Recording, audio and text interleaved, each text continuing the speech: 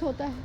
So let's work as a team. I'm really very happy and I do appreciate that the team is very very good. They all appreciated each other. So let's ask our students also, let them appreciate each other. जो हमेशा एक दूसरे की बुराई करते हैं, ऐसा नहीं है, वैसा नहीं है, इसको ये नहीं आता, इसको वो नहीं आता, why? I mean हर एक में कोई ना कोई खूबी तो होती है.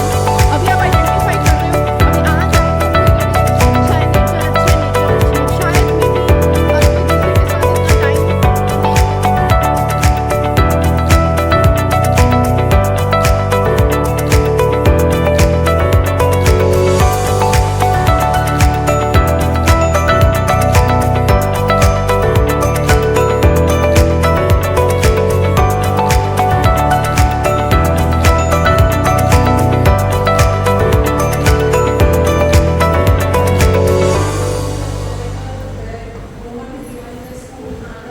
Parents can help them to do and can motivate these children to participate in all activities like.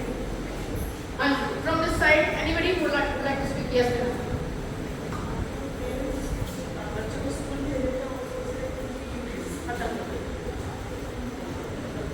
ठीक है, thank you. Anyone else? Yes. Neha. Ma'am, in this area, most of parents, मतलब बच्चे फर्स्ट जनरेशन के होते हैं जो education में आए होते हैं, वो पेरेंट्स को इसके एजुकेट करना चाहिए ताकि वो एजुकेशन को इम्पोर्टेंस दें, वैल्यूज दें और अपने बच्चे को पढ़ाने मतलब उनको मोटिवेट कर सके, उनकी हेल्प कर सके स्टडी में. Thank you everybody for your responses. अच्छा, there are more responses. Yes, uncle. मेरे व्यू से ये है कि आज के टाइम में पेरेंट्स को एजुकेशन के लिए उनको बताना तो बहुत ज़्यादा इम्पॉर्टेंट है क्योंकि आज के टाइम में क्या है बच्चे they are more towards to technology. आज के टाइम में वो टेक्नोलॉजी की तरफ बहुत ज़्यादा है और पेरेंट्स ये चाहते हैं कि हमारा बच्चा जो है वो इंजीनियर बने, डॉक्टर बने, तो इसलिए उनके ऊपर पढ़ाई का प्रेशर वो ज़्यादा डालते हैं बजाय कि बच्चे की उसको समझे कि हाँ बच्चे किसमें इंटरेस्टेड है, वो क्या करना चाहता है, उनको समझे, बच्चे की क्वालिटीज़ को समझे. आज के टाइम पे पेरेंट्स को ज़्यादा पढ़े. मैम अगर हम छोटे बच्चे को देखें, अगर हम उसका एक ही हैंड होल्ड करके चलते हैं तो आपने देखा वो एक तरफ झुकते हैं. उसी तरीके से हमारी एजुकेशन है. अगर सिर्फ टीचर ही उस बच्चे का होल्ड करके चलेगी तो बच्चे एक तरफ झुकेंगे. लेकिन अगर जहाँ पर पेरेंट्स भी एजुकेटिंग हैं और टीचर भी दोनों ही उसको बैलेंस कर रहे हैं तो बच्चा अच्छी एजुकेशन मिलेगी. Okay, that's very nice. Whatever responses you have given, I don't want to comment on that कि कितना percentage, कितना rating नहीं दे रही हूँ मैं. But all those who have shared their yes.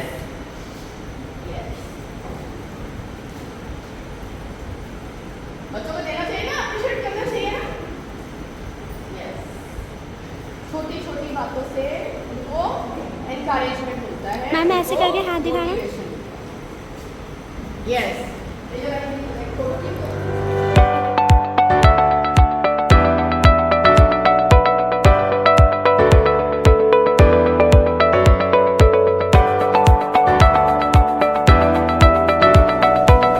बच्चे खेलने जाते हैं अपने स्कूल में, बच्चे क्या एक्टिविटी करते हैं अपने स्कूल में, कॉपी पे तो कुछ नहीं लिखा.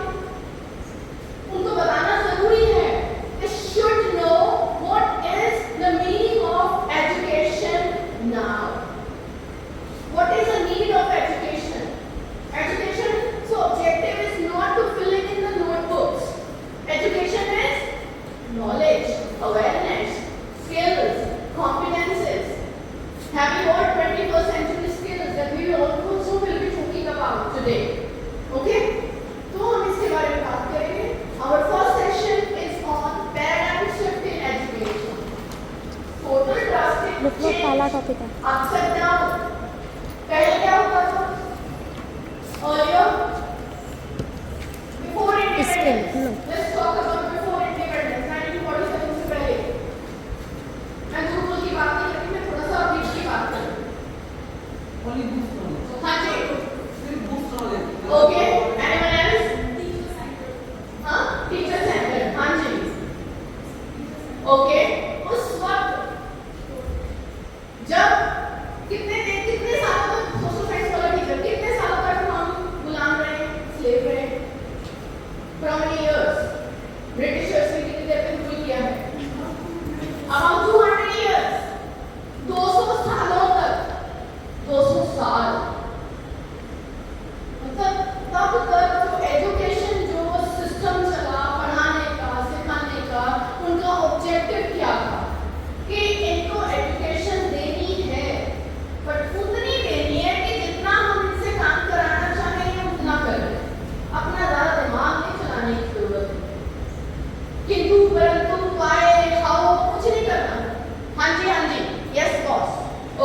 कर लेंगे, हिसाब किताब करना है, टोटल करना है, वो कर लेंगे। जो किंतु परंतु वाली चीजें हैं वो सारी हमारे पास, राइट? वो बाबू, वो क्लर्क, तो वो वाली जॉब्स के लिए वो हमें ट्रेन करते रहे। 1947 आफ्टर इंडिपेंडेंस हम लोगों ने अपना थोड़ा सा इसके ऊपर हल्का फुल्का वर्क करना शुरू किया। 200 साल का एम्फेसिस तो रहता है ना, इतनी जल्दी तो ट्रांसफॉर्मेशन कैसे हो जाएगी? तो थोड़ा बहुत हमने करना शुरू किया। And the first policy on this education कौन से ईयर में आई थी? हाँ जी, 1986 उससे पहले? हाँ जी, कौन बताएगा? कौन बताएगा? पहले कौन खड़ा हो? 1968, give it a big hand. 1968 में जो एजुकेशन आई, मतलब जो पॉलिसी आई, क्या कहा गया उसमें कि हमने क्या करना है, एजुकेशन कैसी होनी चाहिए? हमें लगा कि उसमें मॉडर्नाइजेशन होना चाहिए।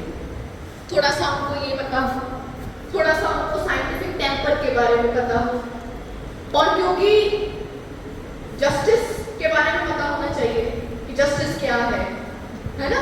इतनी देर गुलाम होके आए हैं तो जस्टिस के बारे में मालूम होना चाहिए, देशभक्ति की भावना भी होनी चाहिए, मिलजुल कर रहना चाहिए, तो नेशनल इंटीग्रेशन होना चाहिए। तो ये उसमें कुछ एक पॉइंट्स ऐड किए गए। 1976 में एक चीज हुई, क्या हुआ? उसमें ये कहा गया कि एजुकेशन की रिस्पॉन्सिबिलिटी जो है वो स्टेट की और सेंटर की टुगेदर, दोनों को मिलजुल कर काम करना, पॉलिसीज बनानी है। सेंटर पॉलिसीज बनाएगी, स्टेट्स अपना इवैल्यूएशन करके उसको और इम्प्लीमेंट करेगी as per the need. Okay, हम कहाँ तक पहुंचे? 1976। उसके बाद हमारे पास एक नई पॉलिसी आई। हाँ जी, अब शाने अली खड़े होंगे। हाँ हाँ ठीक है, ओके, मैंने कुछ गलत बोला ही? हाँ जी, 1986 में पॉलिसी आई। वो क्या कहती है policy? We talked about free and compulsory education. We talked about universalization of elementary education. That yeah, वो हमने बोला universalization of elementary education. हमने उसकी बात की in 1986 और उसके बाद हमारे पास एक एजुकेशन फ्रेमवर्क आया in 2005. Yes, ma'am. You know about it? Yes, ma'am. तो 2005 में जो फ्रेमवर्क आया, उस फ्रेमवर्क में कुछ चीजें जो हम एनईपी में पढ़ रहे हैं वो कुछ उसमें बताई गई। We talked about, पर उस वक्त भी 6 से 14 साल तक के एजुकेशन के बारे में हम बात कर रहे थे, उसी के ऊपर हमने बात की।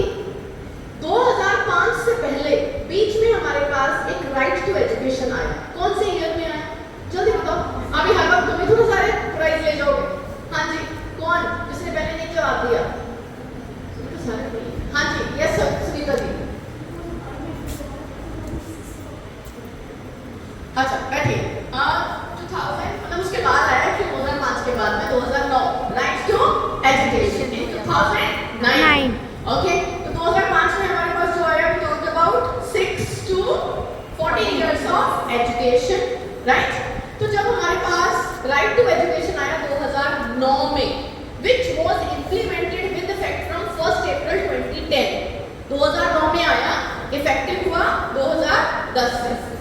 उस राइट टू एजुकेशन को, if you read each and everything carefully, we talked about free and compulsory education for every child, that is their right, उनका हक है, उनका अधिकार। ये नहीं है कि that is to be given to only the privileged ones. फिर हमने बात करी अफोर्डेबिलिटी, सब उसको अफोर्ड कर पाए। We talked about पहले इक्वालिटी की बात करी, इक्विटी तो अभी हम ज्यादा बात करना शुरू करते हैं। क्या बात करी? इक्वालिटी। सब बड़े, ठीक है? उसमें भी बहुत सारी चीजें बोली गई। नेशनल करिकुलम फ्रेमवर्क में भी ये चीज बोली गई कि जो है अपनी मदर टंग के थ्रू बच्चों को समझाया जाए, पढ़ाया जाए। हैविंग 3 लैंग्वेज फॉर्मूला, ये बात उसमें डिस्क्राइब की गई। स्ट्रेस फ्री एजुकेशन की बात उसमें भी की गई। जब राइट टू एजुकेशन आया in 2010, उसमें बहुत ही क्लियरली ये लिखा हुआ है। आप सब सुबह जो थोड़ी बहुत बात कर रहे थे कि बच्चों को पनिशमेंट वगैरह देने के लिए Not at all. Say no to punishment. Yes ma'am. बच्चों को पढ़ाना है, उनका अधिकार है, वो पढ़ रहे हैं, वो सीखने के लिए आ रहे हैं। If the students don't understand the way you teach them the way they understand. आपको बदलना पड़ेगा, उनको नहीं आप बदल सकते। उनको आपको एजुकेशन देनी है, शिक्षा देनी है। If the child is not able to do the homework, एक दिन नहीं करके आया, rather than scolding the child, try to identify the reason behind. What is the reason behind why the child has not done the homework? Was the child unwell? Was the child not available home? There was nobody at home to help the child to do the work? कि after all हुआ क्या? ऐसा भी हो सकता है बच्चा बोले मैं मेरा मन नहीं था, तो एक दिन मन नहीं था तो कोई नहीं अगला दिन के लिए दे दो, but it should not be a regular thing. Routine नहीं बनने देना चाहिए, once in a while it is okay, but we need to understand. तो आप उसको अच्छे से पढ़िए, राइट टू एजुकेशन को यहाँ पर उसको तो डिटेल में नहीं डिस्कस करेंगे, but do read it. No to corporal punishment. We need to find the alternatives to punishment. ये तो नहीं कहते कि बच्चा शरारत कर रहा है, बच्चा बैड बिहेवियर कर रहा है तो उन करने में हमने पनिशमेंट नहीं देनी. We need to find alternatives to punishment. हाँ जी बताइए.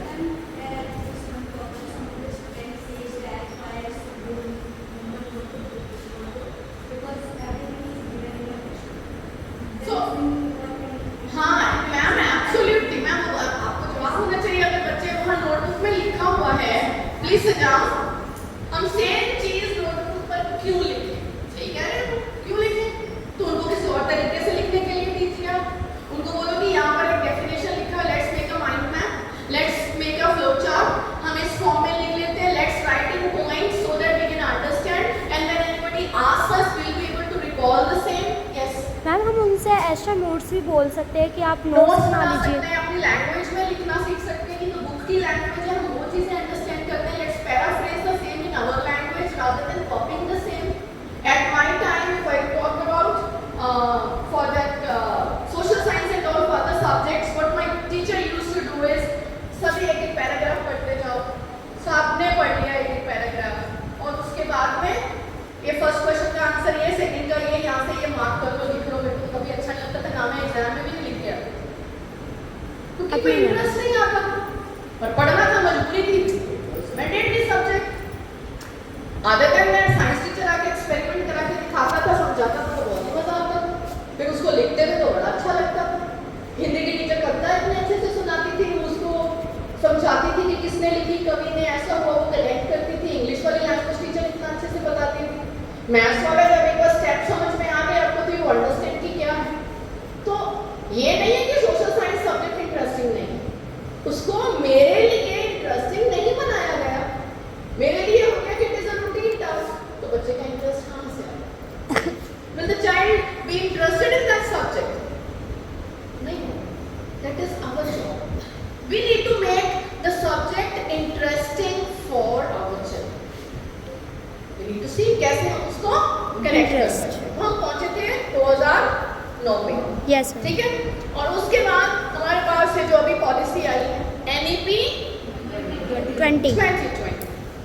अब इसकी कोई एक जो भी आपको बात याद है, जिसने अभी तक नहीं बोला है वो बोलेंगे. जिसने अभी तक नहीं बोला, जिसने अभी तक नहीं बोला, यस, क्योंकि 100% पार्टिसिपेशन होगा. आप नहीं बोलोगे तो मैं नाम आपने लिखे हुए उससे बुलाऊंगी, नाम नहीं लिखे हो तो मैं कपड़ों के रंग से बुलाऊंगी. ठीक है, तो बुलाऊंगी तो सबको टर्न तो सबकी आएगी. हाँ जी, yes ma'am. Very good. Give a big hand. Child-centered education. It should not be teacher-centered education. What else? Anything else? हाँ जी. Yes ma'am. जल्दी जल्दी. Playway method. Teach through playway method. हाँ जी. Activity में. Activities के through. हाँ जी. कोई बात नहीं. Activity based. Playway method. Activity based learning. Child-centered. Yes ma'am. Rote learning नहीं होना चाहिए कि मकअप करी जाओ वही याद करना है. हाँ जी. Anything else? Flexibility. Curriculum should be flexible. ठीक है. तो अगर मान लो कि मैं मेडिकल की स्टूडेंट हूँ और मुझे बायोलॉजी और केमिस्ट्री तो अच्छा लगता है और मुझे फिजिक्स नहीं अच्छा लगता, ठीक है, suppose it is tough for me. ठीक है, तो अगर मुझे स्कूल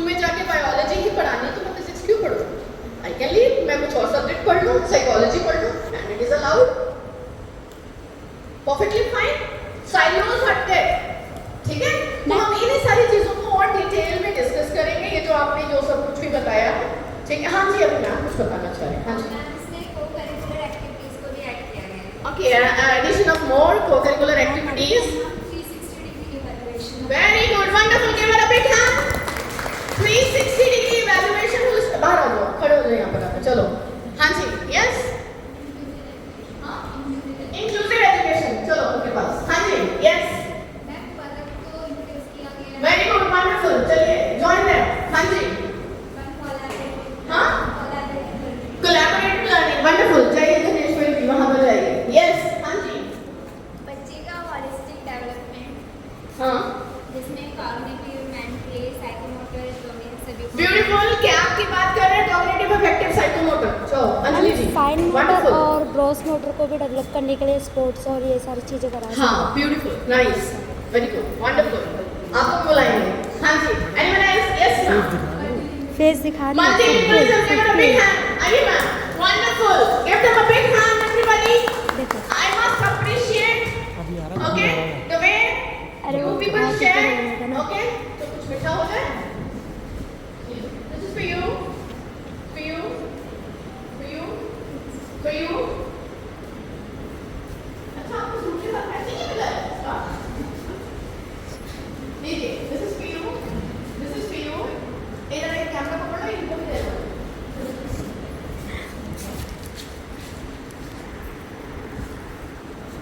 हाँ जी, this is for you, ma'am. Yes. आनंद का सारे का free. Yes. So, appreciate and give them a big hand, everybody. Thank you all of you. Thank you. So, this is like they are the main pillars. We will not be talking about in detail of NEP, but we have already talked about this, the paradigm shift, right? This is the paradigm shift, if you are aware of that. So, objective क्या है इस module का? क्यों हम पढ़ रहे हैं?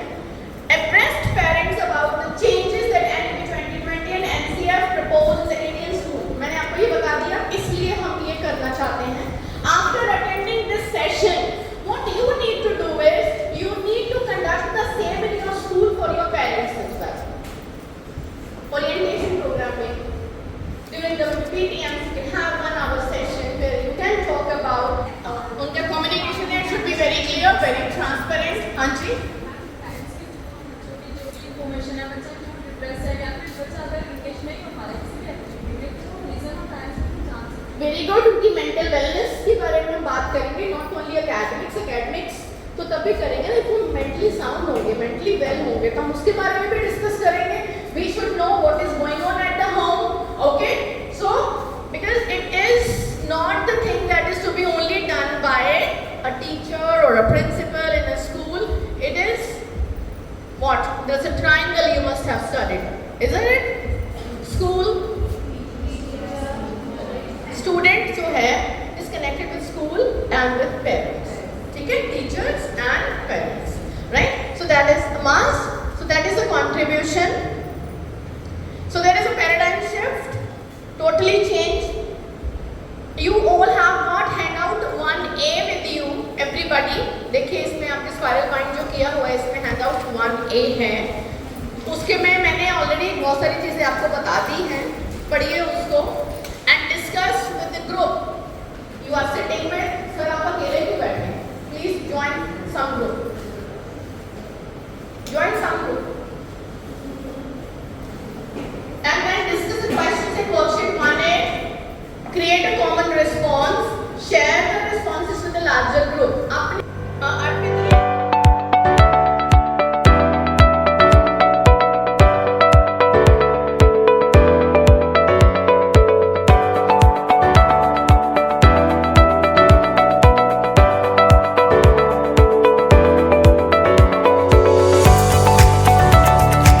पंजाबी आती है, संस्कृत समझ लेती हूँ, ठीक है, उसके अलावा नहीं ऑनलाइन हो जाती है, तो आपको इन्हीं भाषाओं में लिखना है.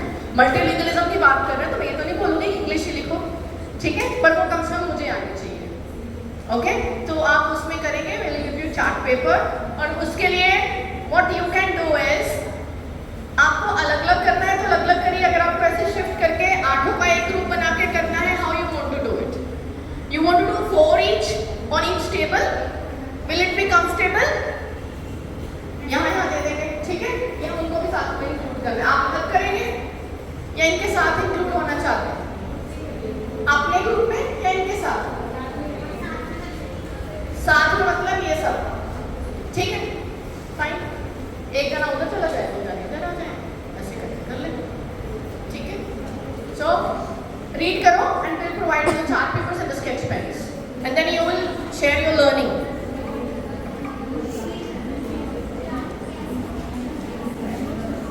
नहीं, आपको इसमें क्वेश्चन आंसर नहीं करने हैं।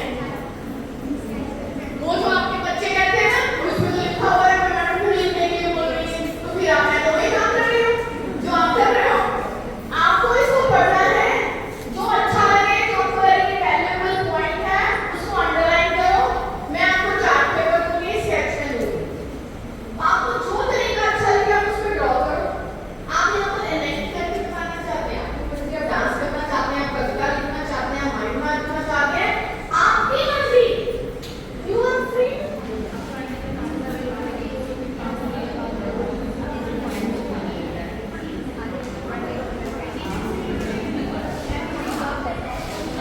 से वही बताएंगे आपको जो हमारा मानता है। जैसे कि मैंने समझाया है कि जो एनएलपी जो कंसल्टेटिव आई है वो बच्चों को समझने के लिए आई है कि बच्चों को समझकर हम किस चीज़ को अप्लाई कर सकते हैं, बच्चों का थॉट प्रोसेस क्या है, किस लाइन में बच्चा जाना चाहता है। ये नहीं कि बच्चों को फोर्स करो, बच्चा डिसाइड करेगा किस लाइन में जाना है। उसको देखते हुए हम एनएलपी को बात करेंगे। मैं टॉपिक को बात करूँगा 1976 में जिसमें बात की गई स्टेट गवर्नमेंट और सेंट्रल गवर्नमेंट मिलकर किसी भी एजुकेशन पॉलिसी पे काम करेंगी, रूल बनाएंगी, उसके बाद कुछ उसके अंदर एड ऑन करना है तो वो स्टेट गवर्नमेंट उसके ऊपर अप्लाई करेगी।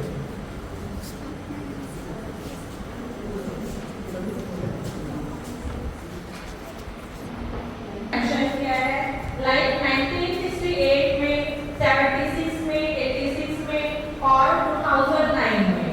इनके कंपैरिजन 2020 में जो भी चेंजेस आए हैं वही आप एक्सप्लेन करेंगे। लाइक 2009 में राइट टू एजुकेशन एक्ट आया था हमारा, जो हमें क्या बोलता है, फ्री एंड कंपल्सरी एजुकेशन। ये हर बच्चे के लिए पहले तो ये था कि हमें बस बच्चों को ही पढ़ाना है, बट अब जो 20 आ चुका है इसमें हम पेरेंट्स एजुकेशन की भी बात कर रहे हैं। वो क्यों आया है? क्योंकि पहले हम केवल बच्चों पर ही ध्यान देते थे और आज के टाइम पर हमें पेरेंट्स को भी उस एजुकेशन में ऐड करना है। अगर पेरेंट्स एजुकेटेड होंगे तभी हमारे बच्चे भी एजुकेटेड होंगे।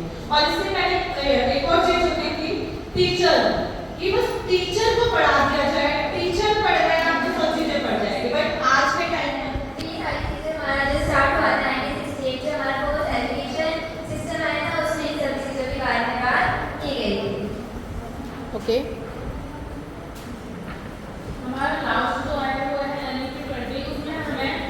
उसमें एजुकेशन सिस्टम में चाइल्ड सेंटर रखा गया है कि बच्चे हमेशा पढ़ तो रहे हैं, याद कर रहे हैं, लेकिन उन्हें कितना आ रहा है। तो हमने क्या किया कि एनईपी 20 में चाइल्ड सेंटर किया, इसमें ग्लोबल नॉलेज को सुपर पावर दिया गया और उसको ट्रांसफॉर्म कर दिया हायर एजुकेशन सिस्टम में। नेक्स्ट 2020 में बच्चों को science centre, learner centre, experimental. so you have created a mind map. Here's the mic. You may please begin. Yeah. बोल। मैम, जो हमारे कमीशन आया था जिसने 10 का स्कूल सिस्टम को इंट्रोड्यूस किया था, इसको अप्लाई किया गया था first education policy. Yes. Ma'am, after independence first of all 1964 में पठारी कमीशन आया था जिसने 3 कैंपस फार्मूला एंड 10 का स्कूल सिस्टम को इंट्रोड्यूस किया था। कौन सा ईयर? 1964। ओके, हाँ, जिसको एप्लीकेबल किया गया था फर्स्ट एजुकेशन पॉलिसी 1968 में। यस, नाउ हमारे पास अब न्यू एजुकेशन पॉलिसी है 2020, जिसमें हमें पहले क्या था, 6 to 14 इयर्स तक बच्चों को फ्री एंड कंपल्सरी एजुकेशन दी जाती थी। लेकिन न्यू एजुकेशन पॉलिसी में उस सिस्टम को फॉरवर्ड कर दिया गया है 3 to 18 इयर्स तक, जिसमें बच्चों को फ्री एंड कंपल्सरी एजुकेशन दी जाएगी। और इसमें जो सिस्टम 10 Yes. जिसमें बच्चे जो स्टार्टिंग के 5 इयर्स है, जिसमें 3 इयर्स बच्चे की फाउंडेशन स्टेज, जैसे बालवाटिका हो गया, आंगनवाड़ी हो गई, इसमें बच्चे की बेसिक नीड जैसे प्ले वे मेथड से उनको पढ़ाया जाए, जिससे वो सोशली टीचर से कनेक्ट हो सके, स्कूल से कनेक्ट हो सके। और जो 3 इयर्स तक बच्चों की फाउंडेशन लिटरेसी पर फोकस किया गया, जिसे एक्सप्लेन करते हैं, जो ग्रेड 3 तक है। और वोकेशनल एजुकेशन जो क्लास 6 से स्टार्ट होती है, क्योंकि सही बच्चे आजकल के सब कोई अलग अलग फील्ड में जाते हैं। कुछ बच्चे होते हैं जिनका पढ़ाई मन नहीं होता, तो वो अपनी वोकेशनल एजुकेशन के तहत अपना जीवन यापन कर सकें, इसलिए वोकेशनल एजुकेशन पे ज़्यादा फोकस किया गया है।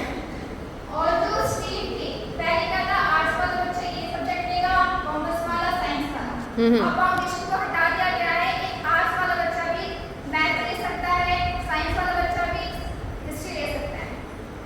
और इसमें मल्टी डिसिप्लिनरी अप्रोच को इंट्रोड्यूस किया गया है, जिसमें सभी सब्जेक्ट को इंटीग्रेट करके पढ़ाया जाएगा। और परक 360 होलिस्टिक डेवलपमेंट कार्ड, जिसमें बच्चे के हर एरिया को कवर किया जाएगा, फिजिकली, इमोशनली, कॉग्निटिव, हर तरीके से।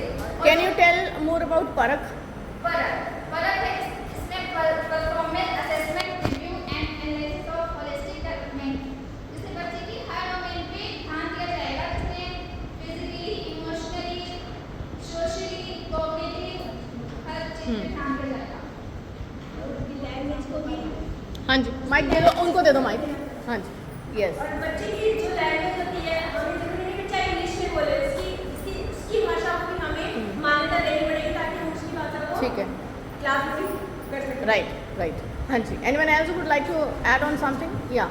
जैसे कि पहले बोर्ड एग्जाम 1 ईयर में 1 टाइम होते थे, अब बोर्ड एग्जाम को 2 टाइम कर दिया है। हाँ, मतलब अभी हुए नहीं, दे आर प्रपोजिंग इट, मतलब this year it is not going to happen, maybe in the near future they are working on it, let's see how it works. Okay, earlier it was told to us like maybe we will be having it from this very session, but right now since so many other things we need to look at.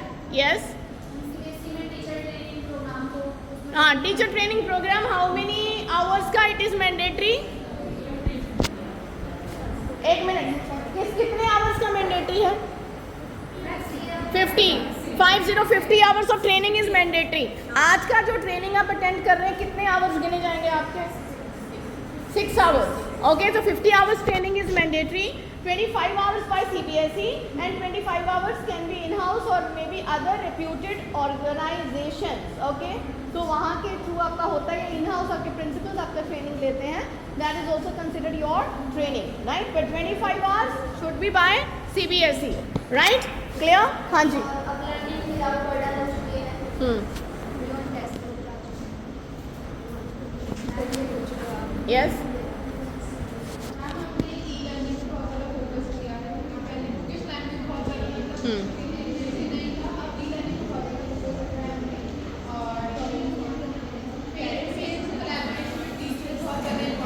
Yeah.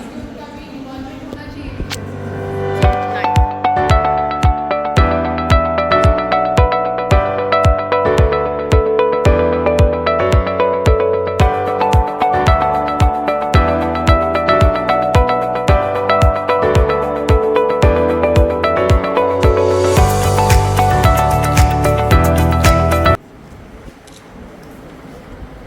Mic ले लो. हाँ जी.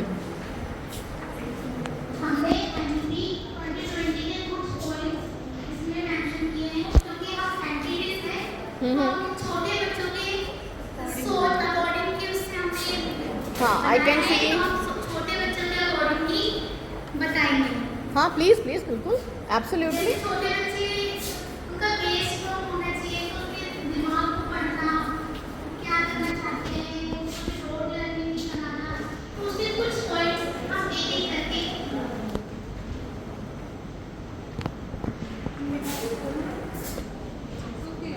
You have to use it. You have to. नहीं, use it. Yes. First point क्या होता है, 1968 में आई थी। उसका मेन मोटिव ये था कि जस्टिस मिले, क्योंकि हमारा 1947 में इंडिपेंडेंस आई, उसके बाद हमारी फर्स्ट पॉलिसी 1968 में, जैसे नया मैंने बताया कि 1964 में इसको पहले इम्प्लीमेंट होता था,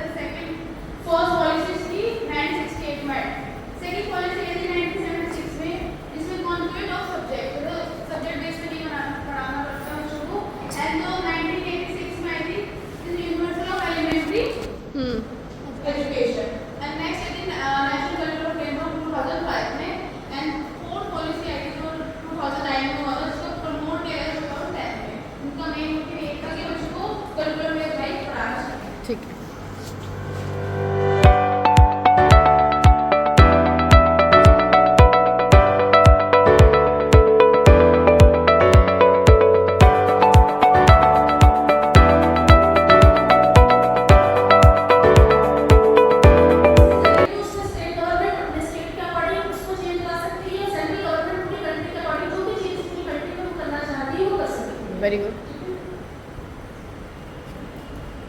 हाँ जी, और ये नीचे आपने कुछ डायग्राम्स बनाए हुए हैं, ये क्या है? Will you please explain? Ma'am, और NLP 2020 में भी बहुत सारे चेंज हुए, जिसमें से सबसे ये एक तरह से कहा जा सकता है कि हमारी गेम चेंजर पॉलिसी थी हमारे एजुकेशन सिस्टम के लिए।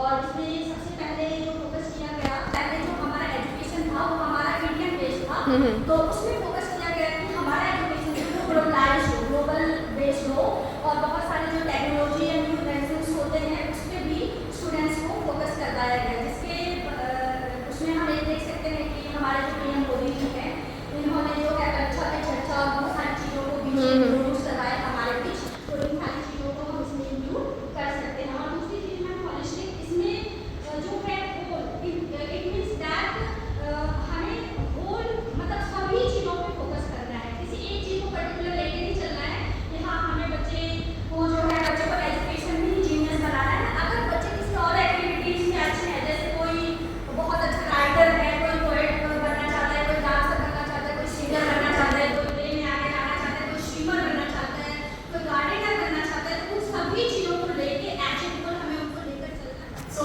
Technology is very important.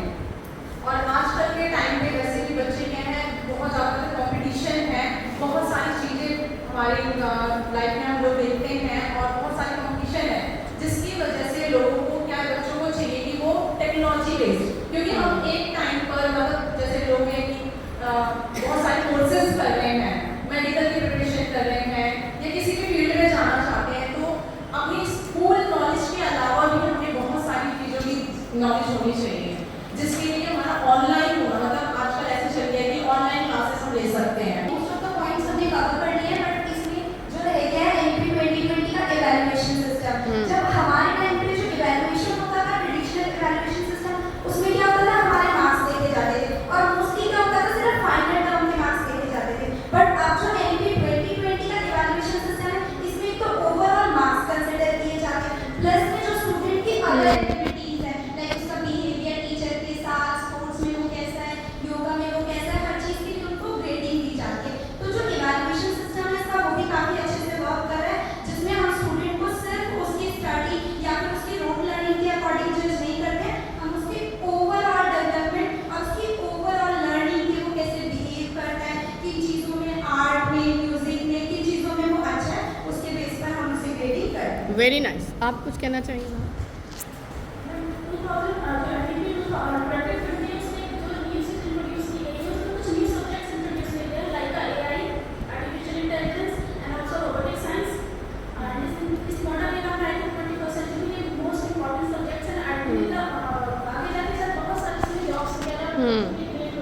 Great. Very good, very good, very nice.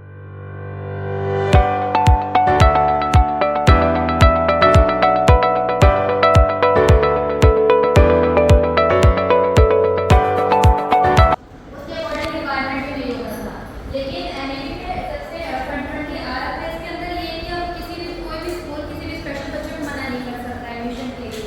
हाँ। उसके अकॉर्डिंग इन्वायरमेंट बनाया जाता है, रैंक बनाना, लिस्ट बनाना, स्पेशल एजुकेटर रहता है, अगर बच्चों की प्रॉब्लम होती है क्लास में, उसके अकॉर्डिंग उसमें चेंजेस लाए जाते हैं और बच्चों को सबसे अलग ना बैठा के उसके बीच में बैठाया जाता है कि बच्चों को अलग फील ना हो, उसको अपनी डिसेबिलिटी पे रिलेटेड ना हो कि मैं ऐसा क्यों बना।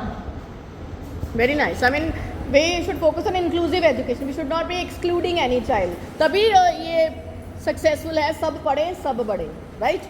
Beautiful. Yes. NLP 2020 में एक आया कॉन्सेप्चुअल अंडरस्टैंडिंग, मतलब पहले टाइम पर सिर्फ कॉन्सेप्ट क्लियर करते थे, चैप्टर पढ़ाकर सब्जेक्ट अपना टॉपिक क्लियर किया जाता था, लेकिन आज के टाइम पर कोई भी कॉन्सेप्ट होता है, बच्चे को इस तरीके से समझाया जाता है कि बच्चे को वो इंटरेस्टिंग लगे। कुछ भी हो, अगर तो स्टोरी के थ्रू सुनाते हैं, कोई चैप्टर में हो तो अगर उसे किसी स्टोरी के थ्रू से समझाते हैं बच्चों को, या किसी देश के थ्रू या क्लास में कोई ऐसी चीज़ हो, तो बच्चों को कॉन्सेप्ट थोड़ा अच्छा लगता है सुनने में भी, और बच्चे उस पर थोड़ा फोकस भी करते हैं, देखते हैं कि हाँ हमें ये चैप्टर अच्छा लग रहा है, और उससे रिलेटेड हम कुछ बच्चों को ड्रॉ करने के लिए या फिर कोई प्रोजेक्ट बनाने के लिए कुछ देते हैं बच्चों को, तो बच्चे उसमें थोड़ा इंटरेस्ट लेकर उस कॉन्सेप्ट को क्लियर करते हैं। Nice. Yes.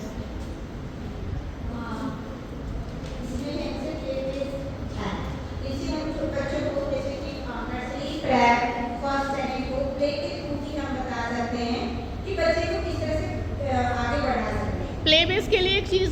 की गई है एक, बताइए ज़रा क्या है खिलाने के लिए? कुछ पिटारा है वो, जैसे कि जादुई पिटारा। हैव यू हर्ड अबाउट जादुई पिटारा एवरीबॉडी? जादू पिटारा के बारे में सुना है ना? तो जब हम प्ले बेस्ड लर्निंग की बात करेंगे, लेट्स इंक्लूड दैट जादुई पिटारा एज वेल। हाँ जी। हाँ, तो उसमें जैसे फ्लैश कार्ड भी है, छोटे छोटे फ्लैश कार्ड बना के रखते हैं, उसके थ्रू भी हम काउंटिंग सिखा सकते हैं या अल्फाबेट सिखा सकते हैं, या सर्कल बना दिए बच्चों को, सर्कल हाँ, सर्कल टाइम कराए, यस। हाँ, उसके बाद उसे दिखा दिए फ्लैश दिखाए, बेटा 1 पे जाओ, तो वो बेटा वो 1 पे जा सकता है। तो इसके थ्रू भी हम जो है बच्चों को आगे बढ़ा सकते हैं, खास करके छोटे बच्चे जो नर्सरी टू 2nd क्लास के बच्चे हैं। ओके। उससे क्या होगा कि बच्चे में इंटरेस्ट आएगा। जो बच्चे पढ़ना नहीं चाहते हैं तो वो सोच रहे हैं कि मुझे पढ़ाया तो नहीं जा रहा, खेल खिलाया जा रहा, तो खेल के थ्रू भी हम लोग बच्चों को आगे बढ़ा सकते हैं। तो नर्सरी से जो 2 तक की क्लास है हमारी, 5 क्लासेस होगी, ये कौन सी स्टेज है? The stage is called foundational stage. Yes, as per when we are talking about NEP 2020, so this stage is called foundational stage, nursery till class 2, okay, and then हमारा 3rd 4th 5th is preparatory stage, 6th 7th 8th is middle stage, and 9th to 12th is secondary stage. Very good, yes. हाँ जी। मैं library teacher हूँ, तो जो national education policy है उसमें libraries के digital connect के लिए बहुत ज़्यादा बोला गया है। तो हर जो हमारा टाइम है, हर लाइब्रेरी के बच्चे के लिए बुक्स के लिए जो लाइब्रेरी है उनको बोला गया है, और उसको और स्मार्ट बनाने के लिए लाइब्रेरी को जो भी बच्चे कुछ बुक्स पढ़ना नहीं चाहते, आजकल वो डिजिटल ज़्यादा यूज़ करते हैं, जैसे ऑनलाइन वगैरह है, तो सर्चिंग वगैरह करने के लिए, तो इसमें ज़्यादा जरूरत है। तो जैसे अगर मैं आपका एक्सपीरियंस पूछूं, because you are a librarian, तो बच्चे जैसे बुक्स इशू करवाते हैं, तो कौन सी लैंग्वेज की वो एज ग्रुप के अकॉर्डिंगली, सपोज मैं फाउंडेशनल स्टेज की बात करूं, क्लास 2 तक के बच्चे, तो कौन सी कहानियाँ कौन सी लैंग्वेज में पढ़ना पसंद करते हैं?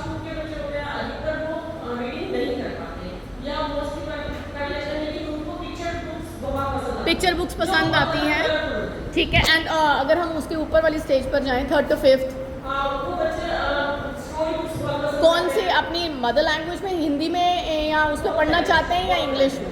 वो बच्चे के इसमें निर्भर करता है कि कौन सी लैंग्वेज है, और वो स्टोरी बुक्स है, हाँ, जो 6 to 12 तक के बच्चे हैं वो हमसे एडवांस टेक्नोलॉजी में मांगते हैं, AI के ऊपर मांगते हैं, और जिस तरीके से जनरल नॉलेज है इस तरीके की। हाँ, बट हाँ, that is perfectly okay as per their interest. My objective is I want to know कि बच्चा अगर कोई कहानी पढ़ना चाहता है, स्टोरीज बुक्स भी हमारे पास लाइब्रेरी में आते हैं, क्योंकि कोर्स बुक्स तो वो पढ़ते ही रहते हैं, ज़्यादा से ज़्यादा एक रेफरेंस की बुक्स ले लेंगे, वो तो लेंगे ही, अगर साइंस पढ़ रहा है या AI पढ़ रहा है तो उसकी रेफरेंस बुक्स लेना चाहेंगे। बट क्योंकि इस लाइब्रेरी का objective is to read something for pleasure as well, okay, so they are getting some books issued from you, story books हैं, कुछ समथिंग ऑटोबायोग्राफीज हैं, तो वो जब इशू करवाते हैं तो कौन सी लैंग्वेज में वो प्रेफर करते हैं यूजुअली? अगर मैं 3rd to 5th की बात करूं, किस में ज़्यादा कंफर्टेबल हैं वो? हिंदी में पढ़ना चाहते हैं ज़्यादा, या वो इंग्लिश वाले ज़्यादा आपसे इशू कराते हैं क्या? हिंदी। हाँ, तो यही मैं जानना चाह रही हूँ, that's why we want to focus on कि मदर लैंग्वेज जो है एटलीस्ट, या हमारी जो रीजनल लैंग्वेज है, राइट, उसके थ्रू अगर बच्चा पढ़ेगा तो जल्दी वो ग्रैस्प करता है। तो this is what I wanted to ask. Thank you. हाँ जी सर, आप कुछ कहना चाहेंगे? और फिजिकल एजुकेशन के साथ आप कुछ रिलेट करके बताना चाहेंगे तो दैट वुड बी ग्रेट।